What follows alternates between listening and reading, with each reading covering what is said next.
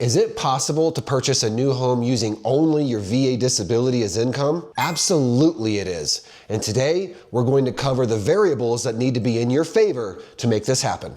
So variable number one is the disability percentage itself. Now, I do a lot of loans where the only income is the VA disability, and it is almost always 100%. I've done a couple of them at 90%, but these homes were priced really low, like 100,000, maybe 150.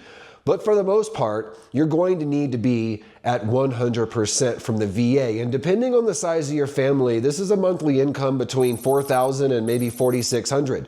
But here's the thing, since the disability is not taxed, the lender has the ability to gross it up by 25%.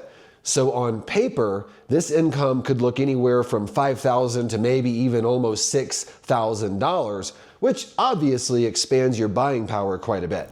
Variable number two, a realistic budget. Now, if we've just got this one stream of income, clearly we're not going to go out and buy a $700,000 house.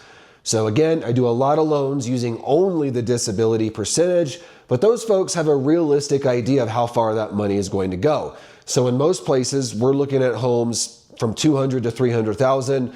There's certain areas where maybe you can squeeze it to 350 or so, depending on how the taxes and insurance play out.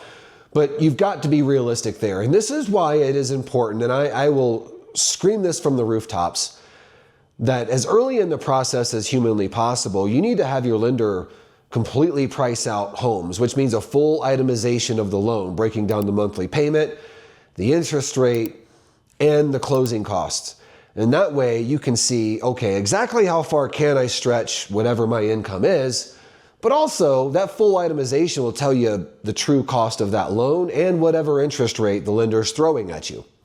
Variable number three is the one that way too many people actually forget about, and that is the debts that you already have.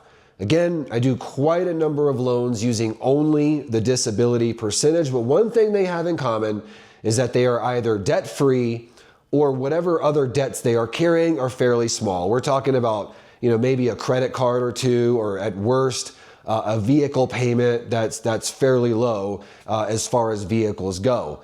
The reason is that we have to account for those along with the proposed mortgage. And again, we are working with a limited income anywhere from, on paper, $5,000 to $6,000.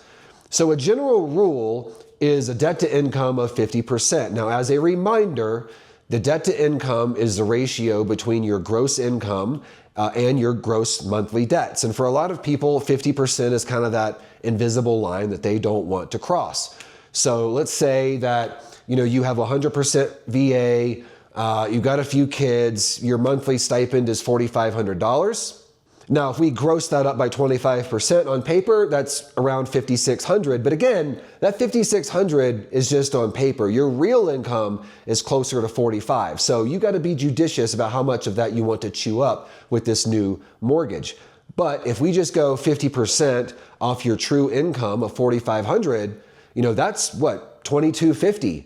Right? So all your debts, including this new mortgage, need to come out to around $2,250 to keep you at 50%.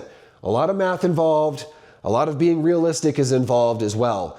So you've got to make sure that you have a lender calculate all this stuff for you as early in the process as possible to make sure that you actually qualify for the home, but also that you're not financially overextending yourself.